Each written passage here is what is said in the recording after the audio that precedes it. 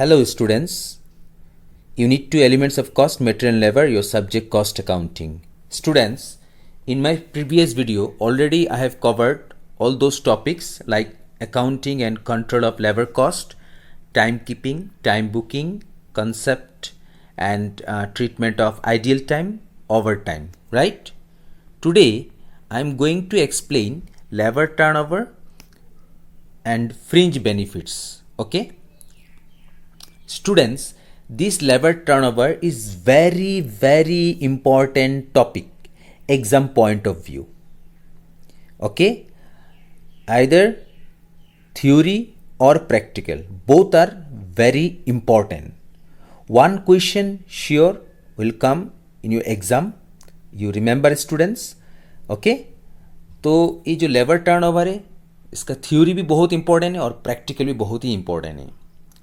ठीक है, एक क्वेश्चन तो पक्का आएगा फाइनल एग्जाम में. ठीक है, आप लोगों को अच्छा से लेबर टर्नओवर को समझना है, साथ में इसका प्रैक्टिकल भी अच्छा से समझना है. Okay, you must watch the full video, okay, and try to understand the concept. Okay, तो let's see today our topic that is labour turnover. Okay, first of all what is mean by labour turnover, कि labour turnover होता क्या है. Okay, तो labour turnover is an index denoting change in the labour force for an organisation during a specified period. In every industrial unit, workers leave their jobs and new workers have to be appointed to replace them. The ratio of the replaced workers to the total number of workers is called labor turnover ratio. If more workers leave the factory, the turnover would be high and vice versa. Okay, the labor turnover is in an organization is the rate of change in the composition of labor force during a specified period measured against a suitable index. तो labour turnover means what, that is changes of labour. क्या बोला मैंने, changes of labour. हमारे पास से जब पुराने labour जा रहे हैं और नया लेबर आ रहे हैं तो उसे कहा जाता है लेबर टर्नओवर. ठीक है, कितने वर्कर चले गए, कितने नए वर्कर्स आए हैं, तो ये जो चेंजेस होता है लेबर फोर्स में, ठीक है, इसे कहा जाता है लेबर टर्नओवर. ठीक है, अच्छा स्टूडेंट्स एक बात बोलो, क्या ये कंपनी के लिए अच्छा बात है या बुरा बात है. ऑब्वियसली बुरा बात है ना नहीं, तो जिसे हम लेबर टर्नओवर कहते हैं. Okay, that means labour turnover denotes the percentage change in the labor force of an organization. Okay, now second question arises, what are the causes of labor turnover. Students, labor turnover होने का कारण क्या हो सकता है, क्या reasons हो सकता है, क्यों वर्कर्स हमेशा बदलते रहते हैं, छोड़ के चले जाते हैं, आपका ऑर्गेनाइजेशन से काम छोड़ के लेबर क्यों चले जाते हैं. ठीक है, उसका क्या क्या कारण हो सकता है. तो देखो, there may be 3 reasons. Okay, first personal causes, second unavoidable causes, third avoidable causes. ठीक है, तो try to understand what are the personal causes, what are the avoidable unavoidable causes and avoidable causes. कि personal causes होता क्या है और वो क्या क्या पर्सनल कॉजेस है जिसका वजह से जो वर्कर से इंडस्ट्री से काम छोड़ के चले जाते हैं. ठीक है, तो try to understand personal causes. तो personal causes, okay, what is mean by personal causes. The personal causes are those which induce और compel workers to leave their jobs. ठीक है, तो पर्सनल कॉजेस ऐसा कॉजेस है जो वर्कर्स मजबूर हो जाता है काम को छोड़ने के लिए. ठीक है, तो उसे बोला जाता है personal causes. Examples first examples like domestic problems and family responsibilities. हो सकता है कि उस वर्कर का कोई डोमेस्टिक प्रॉब्लम्स हो या कुछ फैमिली रेस्पॉन्सिबिलिटीज हो जिसका वजह से वर्कर्स को काम छोड़ना पड़ा। ओके, तो there are many reasons related to personal causes like retirement due to old age, like accidents making workers permanently incapable of doing work. Okay, और क्या रीजंस हो सकते हैं पर्सनल कॉजेस का? वुमेन वर्कर्स में leave after marriage in order to take up household duties. हो सकता है कि कुछ महिलाएं ऐसा है महिला वर्कर्स है आपका यहाँ में इंडस्ट्री में, ठीक है, जिनका अभी तक शादी नहीं हुआ और काम कर रहे हैं आपका यहाँ उस इंडस्ट्री में। हो सकता है कि उनका शादी हो गया और जिस जगह शादी हुआ वो कोई दूसरा जगह हो, ठीक है ना, उसका वजह से हस्बैंड का घर उस दूसरा स्टेट में हो, ठीक है, उस लोकेलिटी में ना हो, जिस वजह से उस वोमेन को काम छोड़ना पड़ा। ये भी एक पर्सनल कॉजेस होता है। डिसलाइक फॉर द जॉब्स और प्लेस, ठीक है, आप उस जगह को पसंद नहीं करते हो या उस काम को आप पसंद नहीं आ रहा है इसलिए आपने काम छोड़ दिया, या आप मर गया, death, workers finding better jobs at some other places, कि जो वर्कर है उसको और अच्छा जॉब मिला है किसी और जगह में, ठीक है, इस वजह से वर्कर ने काम छोड़ दिया। लॉन्ग आवर्स ऑफ वर्क, हो सकता है कि आपका जो काम है, जो नॉर्मल टाइम है, उससे आपको ज़्यादा टाइम काम करना पड़ रहा है, ठीक है, तो इस वजह से आपने काम को छोड़ दिया, ठीक है। Lack of understanding amongst the workers का बीच में जो अंडरस्टैंडिंग है वो उसका कमी है, ठीक है, झगड़ा होते रहता है वर्कर बीच में, तो इसका वजह से आपने काम छोड़ दिया होगा, है ना, नहीं? तो this are the personal causes. Okay, this are the personal causes of labour turnover. Okay, next point, unavoidable causes. और कौन सा ऐसा कारण है, रीजन है जिसका वजह से वर्कर्स को काम छोड़ना पड़ रहा है? That is unavoidable causes. Now what is mean by unavoidable causes? तो unavoidable causes are those under which it becomes necessary for the management to ask some of the workers to leave the organisation, ठीक है, कि कुछ worker ऐसा भी होते हैं कि जो मैनेजमेंट है, मैनेजमेंट को कुछ सर्कमस्टेंसेस का वजह से, कुछ सिचुएशन का वजह से, ठीक है, वर्कर्स को एक कहना पड़ता है कि आपको काम छोड़ देना है, ठीक है, तो उसे बोला जाता है अनअवॉइडेबल कॉजेस। अभी वो अनअवॉइडेबल कॉजेस क्या क्या हो सकता है? Examples like workers may be discharge due to inefficiency और अनफिट फॉर वर्क, ठीक है, मैनेजमेंट जो होता है उन्होंने कहा कि आप काम छोड़ दीजिए, ठीक है, उन वर्कर्स को निकाल दिया गया है। क्यों? क्योंकि उस काम के लिए वो फिट नहीं है, इनएफिशिएंसी है, दैट इज इनकैपेबल है, ठीक है, अच्छा से काम नहीं कर पाता है। उस वजह से मैनेजमेंट मजबूर हो गया उसको बोलने के लिए कि आप काम छोड़ दो, ठीक है। तो this is one of the reason of labour turnover. और क्या कारण हो सकता है अनअवॉइडेबल कॉजेस का? तो workers may be discharge due to continue और लॉन्ग एब्सेंट, कि वो जो वर्कर है वो हमेशा एब्सेंट ही करते रहता है, ठीक है, कभी आता है काम में, कभी नहीं आता है, जब नहीं आता है तब एब्सेंट होते ही रहता है, तो उसका वजह से भी मैनेजमेंट मजबूर हो जाता है उस वर्कर्स को बोलने के लिए कि काम छोड़ दो, ठीक है। तो ये अनअवॉइडेबल कॉजेस है। और क्या अनअवॉइडेबल कॉजेस हो सकता है students? Unhealthy atmosphere of the locality, कि उस लोकेलिटी में, जिस लोकेलिटी में आप का जो इंडस्ट्री है, जहाँ में आप काम कर रहे हो, वहाँ में जो एटमोस्फियर है वो अनहेल्दी है, उसका वजह से भी आप काम छोड़ देते हो, ठीक है। सोशल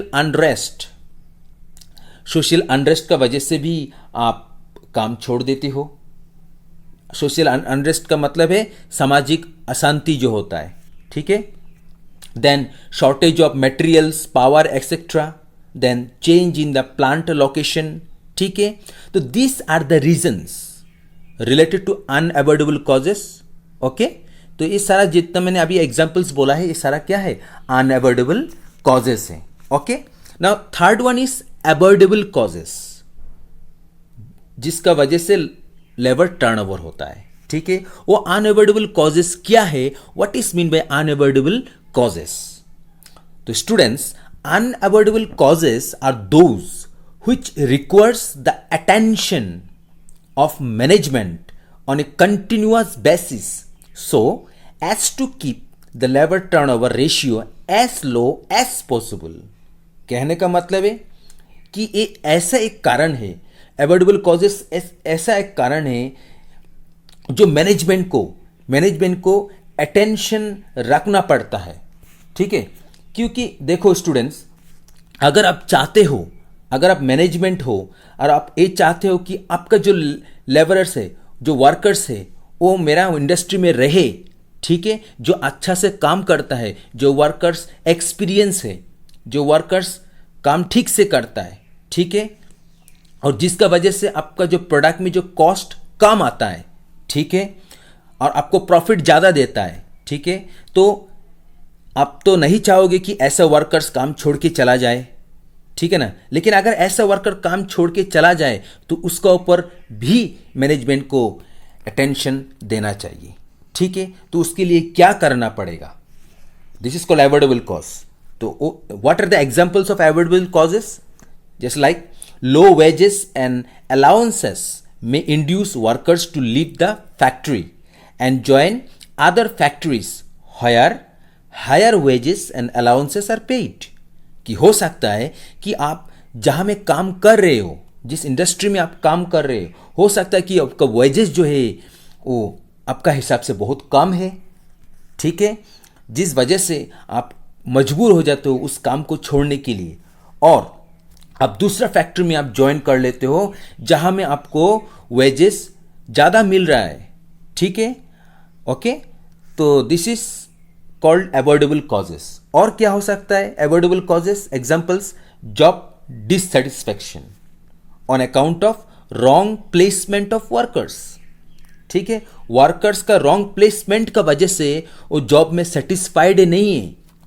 ठीक है, आज इस जगह में आपको काम दिया, फिर इस इंडस्ट्री से आपको ट्रांसफ़र कर दिया उस इंडस्ट्री में, उस इंडस्ट्री से ट्रांसफ़र कर दिया इस इंडस्ट्री में, तो आपका जो ये है इसमें आप सेटिस्फाइड नहीं हो.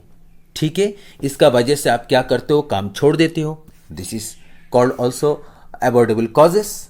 ठीक है, लैक ऑफ एकोमोडेशन, मेडिकल और ट्रांसपोर्ट फैसिलिटीज़ की जो जहाँ में आप काम कर रहे हो, स्टूडेंट्स जहाँ में वर्कर्स काम कर रहे हैं, ठीक है ना, वहाँ में हो सकता है कि एकोमोडेशन का फैसिलिटी नहीं है, मेडिकल फैसिलिटीज़ नहीं है, ट्रांसपोर्ट फैसिलिटीज़ नहीं है, जिसका वजह से वर्कर्स मजबूर हो जाता है उस काम को छोड़ने के लिए. ठीक है, lack of proper training facilities, lack of promotion opportunities. ठीक है, आप 2-3-4 साल से आप काम कर रहे हो, आप एक्सपीरियंस हो गए हो, आपको काम अच्छी तरह से आता है. ठीक है, आप अच्छा बेनिफिट दे रहे हो. ठीक है, लेकिन आपका जो प्रमोशन है वो नहीं हो रहा है. ठीक है, इसका वजह से क्या कर रहे हो, आप काम छोड़ दे रहे हो. ठीक है, unsympathetic attitude of the management may force the workers to leave. ठीक है, मैनेजमेंट का जो एटीट्यूड है वो सिंपैथिक नहीं है, और जिसका वजह से आप क्या कर रहे हो, काम छोड़ दे रहे हो. तो this is also called what, avoidable causes. I hope you understand. So there are 3 causes of labor turnover: personal causes, unavoidable causes and avoidable causes. Labor turnover का मतलब है जब वर्कर आपका इंडस्ट्री से काम छोड़ के जा रहा है, वो चाहे कोई भी कारण हो, वो चाहे पर्सनल कॉजेस हो, चाहे अनअवॉइडेबल कॉजेस हो, चाहे वो अवॉइडेबल कॉजेस हो, जिस कारण से भी आपका वर्कर्स काम छोड़ के जा रहा है और उसका बदले में नया वर्कर्स आपका यहाँ में आ रहा है. ठीक है ना, तो इसी चेंजेस को बोला जाता है labour turnover. Okay, now next point, effects of labour turnover. अभी देखो स्टूडेंट्स, जब वर्कर्स आपका यहाँ में काम, आपका यहाँ से काम छोड़ के जा रहा है, तो इससे क्या इफेक्ट होगा, इससे क्या इफेक्ट हो सकता है? आप सोचिए क्या इफेक्ट हो सकता है कि अगर आपका पुराना जो वर्कर्स है अगर वो काम छोड़ के चला जा रहा है तो इससे आपका इफेक्ट क्या होगा, क्या असर हो सकता है? ठीक है, तो try to understand. Okay, see students, related to effects of labour turnover, the fundamental effect of high labour turnover is high cost. सबसे पहले तो देखो इफेक्ट क्या होगा, आपका कॉस्ट पर ज्यादा इफेक्ट होगा. सीधा बात, कॉस्ट पर इफेक्ट ज्यादा होगा. Okay, let us explain. The workers who are efficient can find place elsewhere. Okay, so being dissatisfied with the organization, if the efficient workers leave, they shall be replaced by a set of new workers who cannot be expected to give the same output as the outgoing workers from the very beginning of their employment. Thus, the output shall fall, resulting in higher cost. Okay? That means what? Frequent changes in staff normally affect output and increase cost. ठीक है, आपका जो workers जो changes हो रहा है, ठीक है ना, इसका वजह से क्या हो रहा है, इसका वजह से जो आपका आउटपुट है उस पर इफेक्ट होगा और आपका जो कॉस्ट है वो कॉस्ट इंक्रीज हो जाएगा. राइट? तो this is about effect of labour turnover. तो लेबर टर्नओवर में इफेक्ट क्या क्या हो सकता है? ठीक है, तो देखो, first point that is new workers take time to become efficient and hence labour efficiency of new workers increases the cost of production. अगर पुराने जो वर्कर्स आपके यहाँ में थे, ठीक है, वो अगर चले जाते हैं और उसका जगह में नया वर्कर्स आते हैं, ठीक है, तो उन नए वर्कर्स को थोड़ा तो टाइम लगेगा इफिशिएंट होने में, एक्सपर्ट बनने में. ठीक है, उस काम को अच्छे तरीके से करने के लिए, एक्सपर्ट बनने के लिए थोड़ा तो टाइम चाहिए, वो तो लगेगा ही. और जिसका वजह से आपका जो प्रोडक्शन कॉस्ट है वो इंक्रीज हो जाएगा. ठीक है, जैसे एग्जांपल लाइक, जैसे मान लो आपका जो पुराने वर्कर्स है वो क्या करता था कि जो काम करता था उस पर कॉस्ट 100 रुपीज़ लगता था, एग्जाम्पल लाइक. ठीक है, लेकिन उस काम को क्या किया, पुराने वर्कर्स ने छोड़ के चला गया. ठीक है, जिसे वर्क इन प्रोग्रेस बोला जाता है. अभी उस काम को कंप्लीट करने के लिए, ठीक है, उस प्रोडक्ट को बनाने के लिए, प्रोडक्ट तो आधा बना के छोड़ के चला गया. ठीक है, अभी होता क्या है, वो जो काम छोड़ के चला गया उस काम को आपने किसी दूसरा इंडस्ट्री को दे दिया. ठीक है, जब दूसरा इंडस्ट्री को आप दे दोगे, ठीक है ना, तो उसको भी आपको पेमेंट करना पड़ेगा. ठीक है, जहां में आपका 100 रुपीज़ लगता था, आप वहां में 250 300 रुपीज़ आप ज़्यादा पेमेंट कर रहे हो. इससे क्या हो रहा है, लेबर टर्नओवर में इफेक्ट हो रहा है ना नहीं, आपका कॉस्ट इंक्रीज हो रहा है. राइट? तो इसी तरह और भी लेबर टर्नओवर का इफेक्ट्स है. Second point, selection and training cost of new workers recruited to replace the workers who have left increases the cost of production. देखो, आप जब नया वर्कर्स को अपॉइंट करोगे, ठीक है ना, तो उसमें भी बहुत सारा कॉस्ट आता है. ठीक है, जैसा आपको एडवर्टाइजमेंट करना पड़ेगा. ठीक है, रिक्रूटमेंट के लिए आपको एडवर्टाइजमेंट करना पड़ेगा, उसमें आपका खर्चा आएगा. ठीक है, फिर आप क्या करोगे, सिलेक्शन करोगे, हाँ, इंटरव्यू लोगे, तो पैनल कोड में भी जो लोग इंटरव्यू लेते हैं उसका भी खर्चा होगा, है ना नहीं है. तो ऐसा बहुत सारा खर्चा होता है एक नया वर्कर को जब आप अपॉइंट करते हो. ठीक है, तो इससे आपका क्या होगा, प्रोडक्ट का कॉस्ट इंक्रीज हो जाता है. ठीक है, ये एक इफेक्ट है क्या चीज़ का, लेबर टर्नओवर का. और क्या होता है, third point, new workers being unfamiliar with the work give more scrap, reject and defective works which increases the cost of production.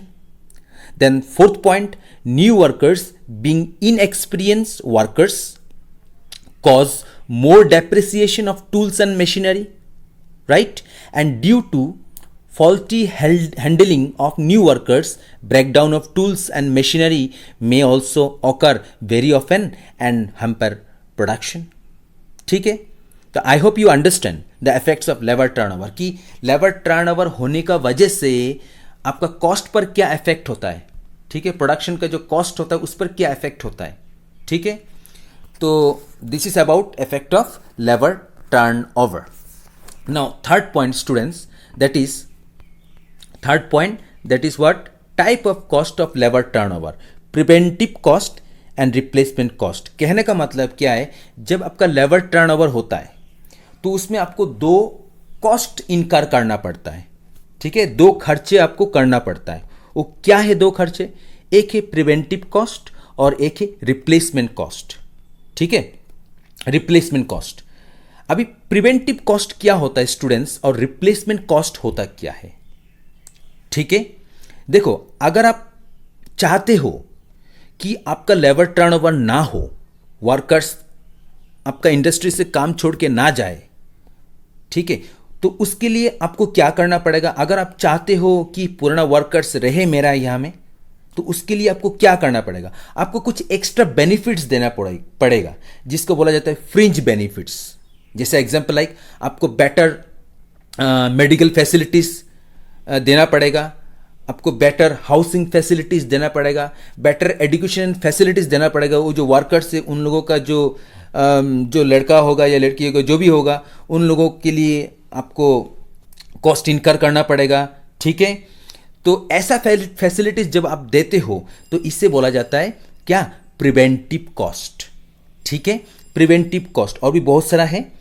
ठीक है, और रिप्लेसमेंट कॉस्ट होता क्या स्टूडेंट्स, कि जब पुराने वर्कर्स काम छोड़ के चले जाते हैं तो आपको नया वर्कर्स को क्या करना पड़ता है, अपॉइंट करना पड़ता है. ठीक है, तो जब आप नया वर्कर को अपॉइंट करने से पहले आपको क्या करना पड़ेगा, आपको एडवर्टाइजमेंट करना पड़ेगा, उसके लिए आपका खर्चा होगा. सिलेक्शन होगा, रिक्रूटमेंट होगा, इसके लिए आपका खर्चा होगा. ट्रेनिंग का खर्चा होगा, नया वर्कर्स को ट्रेनिंग भी तो देना पड़ेगा, उसके लिए भी तो खर्चा होगा. ठीक है ना, तो ऐसा खर्चा को बोला जाता है replacement cost. Okay, understood. That means there are two types of cost of labour turnover, that is preventive cost and replacement cost. तो what is mean by preventive cost? तो preventive cost are cost which incurred to keep the labour turnover at a low level, that is cost of medical services, welfare schemes and pension schemes. Okay, and if a company incurs high preventive cost, the rate of labor turnover is usually low. Okay, the example already I said that. What is that? Examples of preventive cost, like cost of providing better medical facilities, better housing facilities, better education facilities, etc. Okay, now then another point is that replacement cost. Now what is meant by replacement cost? The replacement cost are the cost which arises due to high labor turnover. If man or worker leave soon after they acquire the necessary training and experience of good work, so additional cost will have to be incurred on new workers, right? Example, already I told you that the cost of advertisement, selection and recruitment of new workers, cost of training new workers, cost of scraps, defectives, etc., which created by the new workers, right? So this is about replacement cost. I hope you understand. Okay, now next point, you try to understand remedial steps to minimize labor turnover. अभी देखो, अगर आप ये चाहते हो कि labour turnover को minimise करना है तो उसके लिए आपको क्या स्टेप्स लेना पड़ेगा. ठीक है, वैसे तो मैंने ऑलरेडी एक्सप्लेन कर ही दिया है ना, नहीं, ऑलरेडी मैंने एक्सप्लेन कर ही दिया. तो try to understand what are the steps to minimize labor turnover, what are the remedial steps to minimize labor turnover. First step, what it will do, what you have to do, an interview be arranged with each outgoing employee to ascertain the reasons of his living the organisation. सबसे पहले आपको क्या करना है, अगर आप labour turnover को minimise करना चाहते हो तो उसके लिए आपको सबसे पहले क्या करना पड़ेगा, आप एक इंटरव्यू अरेंज करते हो, ठीक है, और जो वर्कर्स आपका यहां से काम छोड़ के चला गया, ठीक है, उनके साथ आप क्या करो, इंटरव्यू अरेंज करो और ये रीजन फाइंड आउट करने का कोशिश करो कि क्यों काम छोड़ के चला गया, ठीक है। Second point, second steps, before recruiting workers, job analysis and evaluation may be carried out to ascertain the requirement of each job, ठीक है। आप किसी भी वर्कर्स को रिक्रूट करने से पहले आप जॉब एनालिसिस करो, जॉब एवेल्युएशन करो, ठीक है। देन थर्ड स्टेप्स क्या है, the organisation should make use of a scientific system of recruitment, selection, placement and promotion for employees. आपको ये सब बात ध्यान में रखना पड़ेगा, ठीक है, अगर आप लेबर टर्नओवर को मिनिमाइज रखना चाहते हो। And also very important point and the last point related to remedial step to minimise labour turnover, enlightened attitude of management. कहने का मतलब क्या है, the management should introduce few steps for creating a healthy working atmosphere, ठीक है। Management को एक काम करना पड़ेगा, क्या काम, like providing facilities for education and training of workers, ठीक है। ऐसा और भी कुछ है जो मैनेजमेंट को थोड़ा ध्यान रखते हुए सब करना पड़ता है, ठीक है, तभी जो लेबर टर्नओवर है आप इसको मिनिमाइज कर पाओगे। Understood? Okay, so this is about that is labor turnover. Okay, so till now I have explained the meaning of labor turnover, then causes of labor turnover, effects of labor turnover, types of cost of labor turnover, remedial steps to minimize labor turnover. Now students, try to understand. Okay, labor turnover. Okay, so labor turnover can be computed in following 4 way. Okay, आपको labour turnover किस तरह calculate करना है, इसका 4 तरीका है, 4 वे। तो 1 by 1 try to understand. This is related to practical. Okay, first method, that is called separation method. Okay, first method, separation method. Formula is like this. Okay, labor turnover formula is like this. Under separation method, number of workers separated during the year by average number of workers on roll during the year into 100. Okay, and average number of workers on roll during the year formula is like this: opening number of workers plus closing number of workers divided by 2. तो separation method का under में जब आप labour turnover को calculate करते हो, ठीक है, तो उसके लिए जो फॉर्मूला है वो है number of workers separated during the year divided by average number of workers into 100। अभी एवरेज नंबर ऑफ वर्कर्स कैसे फाइंड आउट किया जाता है, तो you have to see opening number और नंबर ऑफ वर्कर्स कि बिगिनिंग में कितना वर्कर्स थे, ठीक है, and closing number of workers और एंड में कितने वर्कर्स है, ठीक है। आप ओपनिंग वर्कर्स को और क्लोजिंग वर्कर्स को दोनों को प्लस कर दोगे और 2 से डिवाइड कर दोगे तो एवरेज नंबर ऑफ वर्कर्स आ जाएगा। Okay, now another method that is replacement method. तो replacement method formula number of workers replace during the year divided by average number of workers on roll during the year into 100। तो यहाँ में जो denominator में जो average number of workers है ये same ही है, चाहे वो सेपरेशन मेथड हो चाहे वो रिप्लेसमेंट मेथड हो, ठीक है। Then third method that is called flux method, FLUX flux method. मतलब फर्स्ट मेथड और जो सेकंड मेथड है ठीक है ना। फर्स्ट मेथड और सेकंड मेथड इन दोनों को जब आप जोड़ दोगे तो इससे बोला जाता है फ्लक्स मेथड, ठीक है, इसे फ्लक्स मेथड बोला जाता है। तो इसका दो फॉर्मूला है। पहला formula number of separation plus number of replacement divided by average number of workers on roll during the year into 100। और एक फॉर्मूला है number of separation plus number of accession divided by average number of workers on roll during the year into 100, ठीक है। एक question के ऊपर depend करता है, उसका हिसाब से, सिचुएशन के हिसाब से आप फॉर्मूला को यूज करोगे अंडर फ्लक्स मेथड, ठीक है। Next point, one more method that is called new recruitment method. The formula is like that, number of new recruitment divided by average number of workers on roll during the year into 100. Okay, so these are the four methods to calculate labor turnover rate, ठीक है। सबसे पहले समझता है students कि separation होता क्या है, ठीक है। सेपरेशन का मतलब क्या होता है, ओके। देन रिप्लेस का मतलब क्या होता है या रिप्लेसमेंट का मतलब क्या होता है, फिर सेपरेशन का मतलब क्या होता है, रिप्लेसमेंट का मतलब क्या होता है, एसेशन का मतलब क्या होता है, और न्यू रिक्रूटमेंट का मतलब क्या होता है। पहले ये समझ लेता है, तभी आप जाके जब प्रैक्टिकल करोगे तो समझ में आएगा, ओके। तो first I will talk about separation, कि सेपरेशन का मतलब क्या होता है, ठीक है।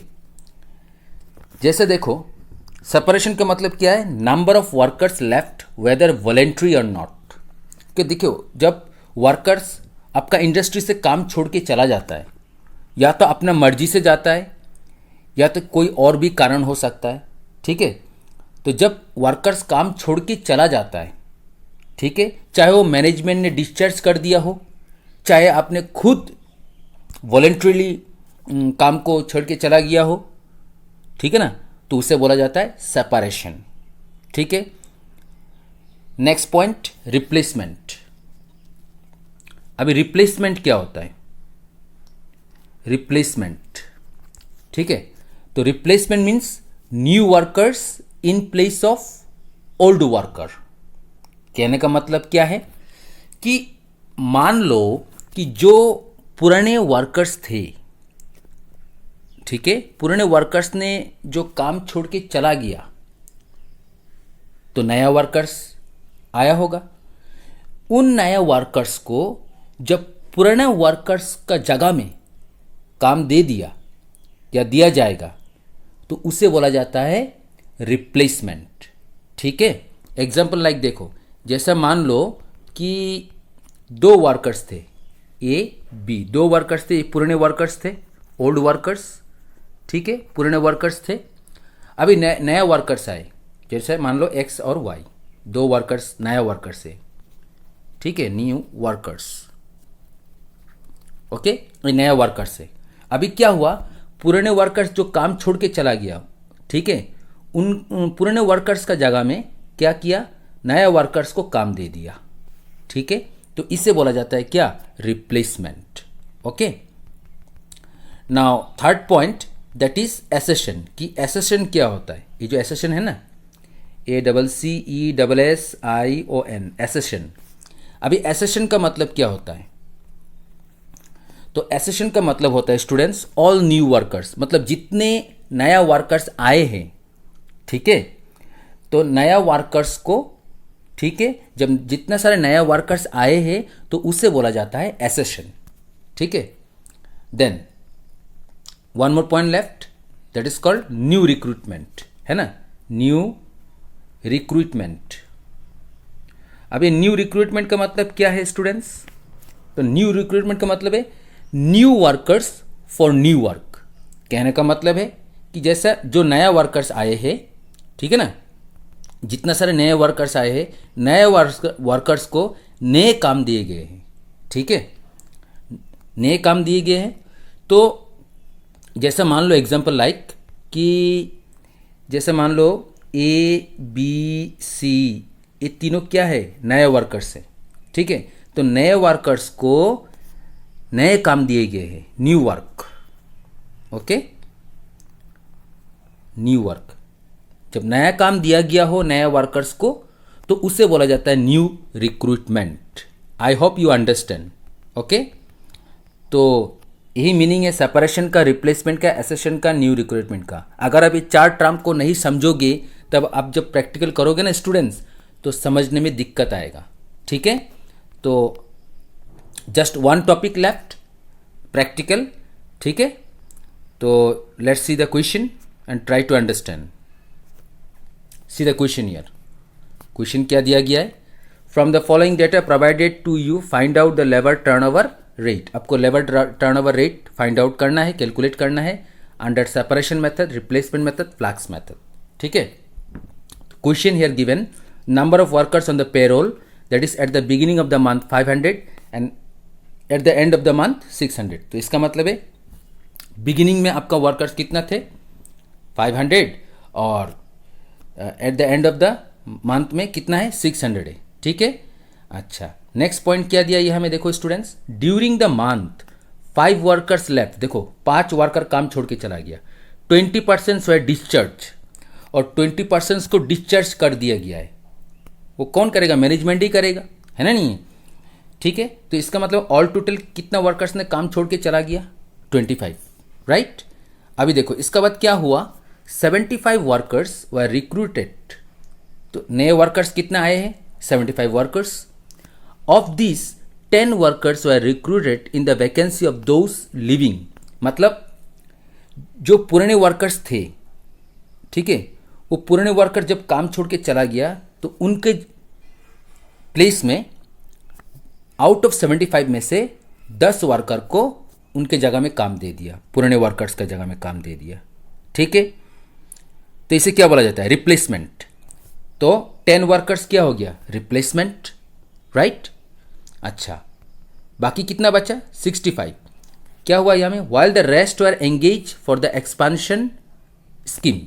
इसका मतलब है कि बाकी जो 65 वर्कर्स बचे हैं उनको जो काम दिया गया नए वर्कर्स को, 65 नया वर्कर्स है, ठीक है ना, 75 टोटल नए वर्कर्स है, उनमें से 10 वर्कर को पुराने वर्कर्स का जगह में काम दे दिया गया है, जिसे बोला जाता है रिप्लेसमेंट। अच्छा, बाकी 65 जो नया वर्कर्स है उनको नए काम दिए गए हैं, ठीक है, तो जिसे क्या बोला जाता है? New recruitment.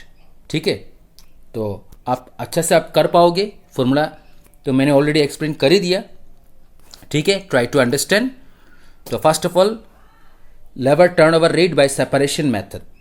ओके, कौन सा मेथड से करना है? Separation method. तो formula is like that, number of workers separated during the year divided by average number of workers on roll during the year into 100। तो सबसे पहले आपको क्या करना है? एवरेज नंबर ऑफ वर्कर्स निकालना है।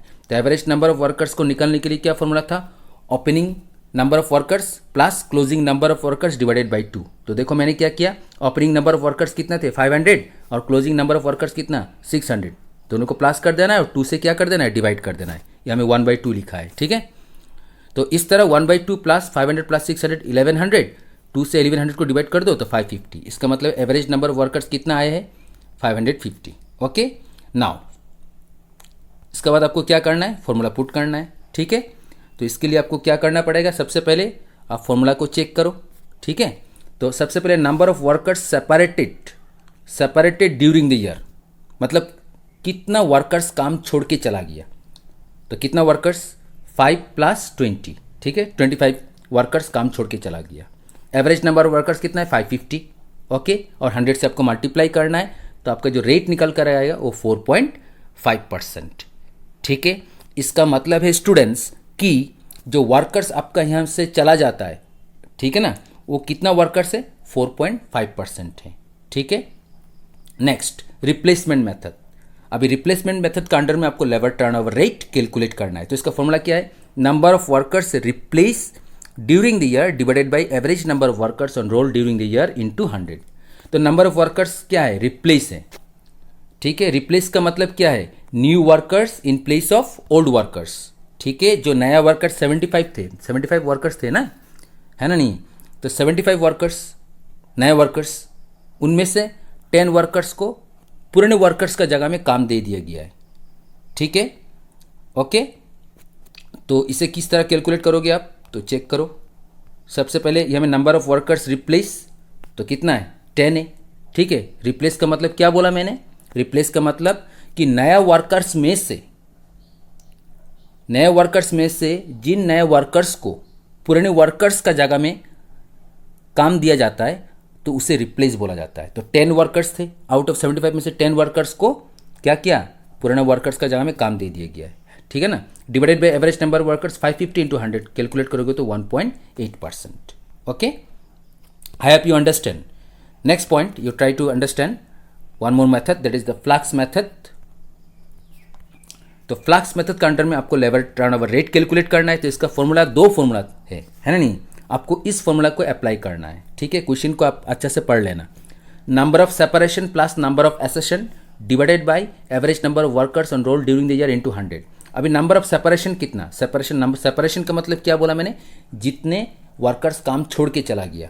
तो 5 वर्कर्स, ठीक, प्लस 20 वर्कर्स, ठीक है ना, काम छोड़ के चला गया। ये वॉलेंटरी काम छोड़ के चला गया और ये डिस्चार्ज कर दिया गया मैनेजमेंट का द्वारा, ठीक है। तो टोटल 25 वर्कर्स काम छोड़ के चला गया। ये हो गया number of separation. Number of accession का मतलब क्या है, नया वर्कर्स को नया काम दिया गया है, तो कितना थे, ठीक है ना। तो यहाँ में क्या है, नंबर ऑफ एसेशन। अच्छा, नंबर ऑफ एसेशन, नया एसेशन का मतलब है न्यू वर्कर्स, है ना नहीं, एसेशन का मतलब है न्यू वर्कर्स। तो न्यू वर्कर्स कितना थे, 75। तो यहाँ में आप 75 लिखोगे, ठीक है। इसके बाद डिवाइडेड बाय क्या करोगे, average number of workers 550 into 100 calculate करोगे तो 18.2%, ठीक है। It is very simple and very easy. तो देखो, आप प्रैक्टिकल तभी कर पाओगे स्टूडेंट्स जब आप थ्योरी पे कॉन्सेंट्रेट करोगे, थ्योरी को समझने का कोशिश करो। अगर थ्योरी समझ में आ गया, कॉन्सेप्ट अगर आपने ले लिया अच्छा से, तो फिर प्रैक्टिकल भी बहुत ही आसान है। Okay, so I hope students you understand. Okay, so thank you for today.